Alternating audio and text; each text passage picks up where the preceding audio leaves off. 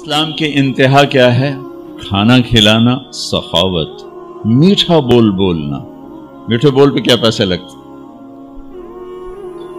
ایک میٹھا بول جو کسی کے دل کو جوڑ دے یہ ہزاروں نوافل پہ بھاری ہوتا ہے، اور ایک کڑوا بول جو کسی کے دل کو چیر دے یہ ہزاروں گناہوں پہ بھاری ہوتا ہے۔ اللہ نے دنیا پھرائی، زبان پہ قابو پانے والے کوئی نہیں دیکھے۔ اب ماشاءاللہ سارے حاجی ہونے والے ہو، کئیوں نے پہلے بھی کیا ہوگا۔ اب کراچی میں پھرو، آپ کو ماشاءاللہ لاکھوں نمازی ملیں گے، لاکھوں روزہ رکھنے والے ملیں گے، لاکھوں خیرات کرنے والے ملیں گے، ہزاروں علماء ملیں گے، لاکھوں حفاظ ملیں گے، لیکن میں درد سے کہتا ہوں یہ 3 کروڑ میں تمہیں 3 زبان پہ قابو پانے والے نہیں ملیں گے، نہ مرد نہ عورت۔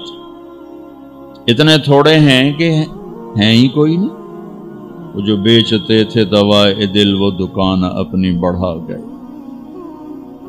کہ زبان پہ قابو پانا اور اس کو ناپ تول کے استعمال کرنا۔ اے بھائیو، منڈی خالی ہو گئی، منڈی خالی ہو گئی۔ اللہ کا شکر ہے نماز کی منڈی آباد ہے، روزے کی، حج کی، عمرے کی، زکوٰۃ کی، علم کی، ذکر کی، تبلیغ کی منڈیاں آباد ہیں، لیکن یہ اخلاق والی تو منڈی ختم ہو گئی، دکانیں بند ہو گئیں، نہ گاہک رہے نہ دکانیں رہیں،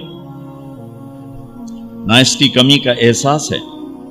کسی بھی معاشرے کو جو چیز توڑتی ہے وہ بد اخلاقی ہے، اور کسی بھی معاشرے کو جو چیز جوڑتی ہے وہ اچھا سلوک اور اچھے اخلاق ہے، اور اس میں یہ زبان کا بول بہت بڑی طاقت، بہت بڑی طاقت۔ تو اسلام کیا بتایا؟ کھانا کھلانا، میٹھا بول بول۔ اب لقمان علیہ السلام کا فرمان ہے، بیٹا چپ رہنے پہ کبھی نہیں پچھتایا، جب بھی پچھتایا اپنے بول پہ پچھتایا۔ اور زبان سے متعلق میں روز سناتا ہوں یہ حدیث۔ آپ نے کہا، معاذ تمہیں سارے دین کا خلاصہ بتاؤں؟ کیا جی بتائیں؟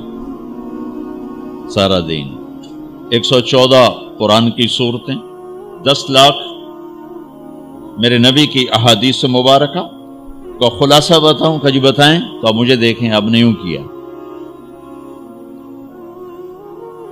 معاذ کف ھذا، یہ زبان قابو میں رکھنا۔ وہ کہنے لگے، یا رسول اللہ یہ زبان کے بول پر بھی پوچھا جائے گا؟ آپ نے کہا سب سے زیادہ جہنم میں دھکا دینے والی زبان ہی ہوگی۔ ثقلت کا امک یا ابن جبل وهل يكب الناس في نار جہنم الا حصائد السنتهم، سب سے زیادہ جہنم میں دھکا دینے والی زبان ہوگی۔